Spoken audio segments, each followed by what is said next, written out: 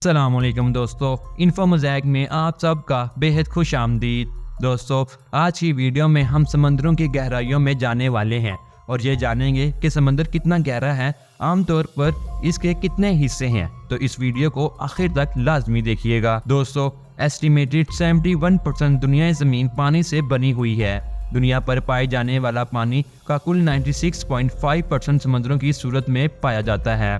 Mount Everest दुनिया में बुलंदी का सबसे ऊंचा पॉइंट है। क्या आप जानते हैं दुनिया में सबसे गहरा मुकाम क्या है और वो कहाँ पाया जाता है? जाहिर है समंदर और सागर के दरमियान ज्यादा फर्क नहीं है, लेकिन इसके दरमियान थोड़ा सा जोग्राफियाती फर्क होता है। समंदर को ओशन के लिए इस्तेमाल किया जाता है और बहेरा को सी के लिए।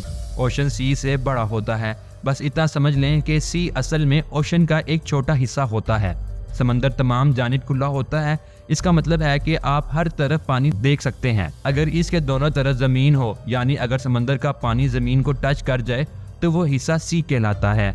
मिसाल के तौर पर इंडियन ओशन जब जमीन से मिलता है तो हम इसे अरेबियन सी कहते हैं। पाकिस्तान, हिंदुस्तान और ओमान की तरफ, जबकि यमन, सऊदी अरेबिया और इथोपिया की तरफ रेड सी कहते हैं। यानी दोनों रेड सी और अरेबियन सी इंडियन ओशन का हिस्सा हैं।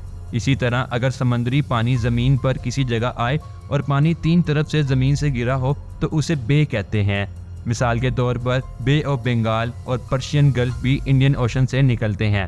पुराने ज़माने में समंदर की गहराई को मैयर करने के तरीके आज से मुख्तलिफ थे। आमतौर पर किसी वजनी चीज़ को एक लंबी रस्सी से बांधकर समंदर में फेंका जाता था और बाद में भीगी हुई रस्सी की लंबाई नाप ली जाती थी। आजकल समंदर की गहराई नापने के दो तरीके अहम समझे जाते हैं। एक सोनार टेक्नोलॉजी गहरी आवाज़ों की मदद से मैयर की जाती है। एक टूल से आवाज़ की लहरें बनाई जाती हैं। वो समंदर के ताल्लुक से टकरा कर असाले पर लौटती हैं, जैसे कि इको। इस वक्त को नोट किया जाता है, फिर गहराई मैयर की जाती है। दूसरा तरीका समंदर की गहराई को रडार और सैटेलाइट की मदद से मैयर करना है। रडार समंदर में इलेक्ट्रोमैग्नेटिक वेव भेजता है जो समंदर के ताल्लुक से टकरा कर वापस लौटती हैं, लेकिन ये लहरें हवा में पानी से ज़्यादा तेज़ी से रफ्तार करती हैं। इसीलिए एक टूल के जरिए इन वेव्स को समंदर की सरफेस से सैटेलाइट तक सफ़र का वक्त नोट किया जाता है और फिर इस तमाम डाटा की मदद से समंदर की गहराई निकाली जाती है। ये तरीका सोनार से ज़्यादा मुश्किल और वक्त ज़ब्त करने वाला होता है। दोस्तों, आमतौर पर यह माना जाता है कि जितनी गहराई में जाएंगे उतनी ज़िंदगी ख़त्म हो जाएगी।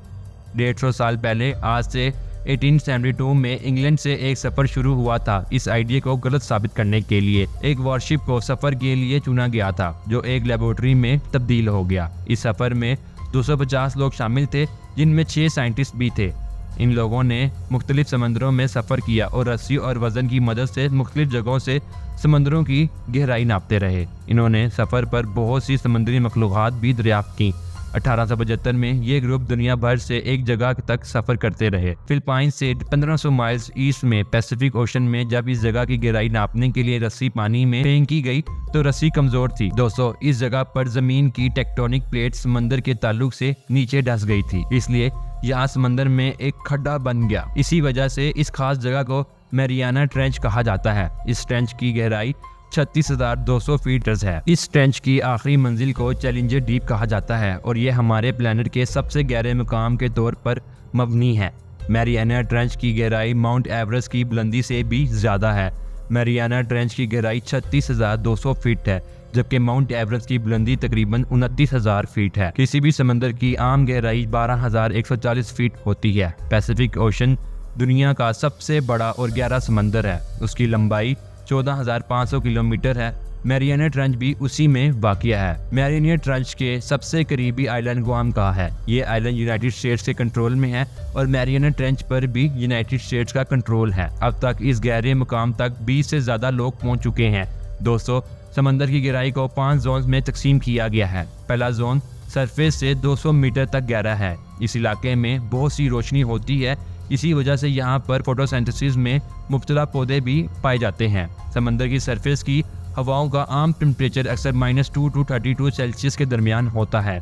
जब हम समंदर की गहराई में जाते हैं तो पानी का प्रेशर बढ़ता है। समंदर का दूसरा जोन 200 मीटर गहराई से शुरू होता है। इसी हिस्से में पहले हिस्से की निस्बत रोशनी कम पहुंचती है। फोटोसिंथेसिस पौधे इस जोन में कम पाए जाते हैं, लेकिन मछलियां और दूसरे जिंदगी के जानदार ज्यादा होते हैं। इस जोन में समंदर की हवाओं का टेम्परेचर भी कम होने लगता है। तीसरा जोन 1000 मीटर की गहराई से शुरू होता है और यहाँ तक रोशनी बिल्कुल नहीं पहुँचती। यहाँ बहुत सी किस्म के पानी के जानदार होते हैं, इसमें जेलीज वगैरह शामिल हैं। 4000 मीटर के बाद समंदर का फोर्थ जोन शुरू होता है। इस हिस्से का पानी बहुत ठंडा होता है। यहाँ पूरी तरह अंधेरा होता है और पानी का प्रेशर बहुत ज्यादा होता है, जहाँ समुद्री जानदार अक्सर नहीं पाए जाते। लास्ट फिफ्थ जोन जो कि गहरा जोन है, वो 6000 मीटर के बाद शुरू होता है। मैरियाना ट्रेंच इस जोन में पाया जाता है। वाटर प्रेशर इस जगह पर बहुत तेजी के साथ बढ़ता है, इसीलिए यहाँ बहुत कम लोग पहुँच पाते हैं। समंदर हमें ऑक्सीजन फराहम करता है, इसी तरह वो कार्बन डाइऑक्साइड को भी अपने अंदर समा लेता है। ये मौसम पर भी असर डालते हैं। मैरीन लाइफ को मुख्तलिफ दवाइयाँ बनाने के लिए इस्तेमाल किया जाता है और समंदर ट्रांसपोर्टेशन के लिए भी इस्तेमाल होता है। समंदरी पानी इंसानी इस्तेमाल के लिए मुनासिब नहीं है क्योंकि इसमें ज़्यादा मिकदार में नमक होता है, लेकिन इसे प्रॉपर ट्रीटमेंट के बाद इस्तेमाल किया जा सकता है और कुछ अदवाइयात भी बनाई जा सकती हैं। दोस्तों, कमेंट्स में बताएं कि आपको ये वीडियो कैसी लगी। आप समंदर के बारे में किस खास मालूमात से वाकिफ़ हैं, और अगर आप हमारे साथ दुनिया के कुछ ऐसे ही राज जानना चाहते हैं तो इन्फो मोज़ैक को सब्सक्राइब करें। अपना बहुत सारा ख्याल रखें। अल्लाह हाफिज़।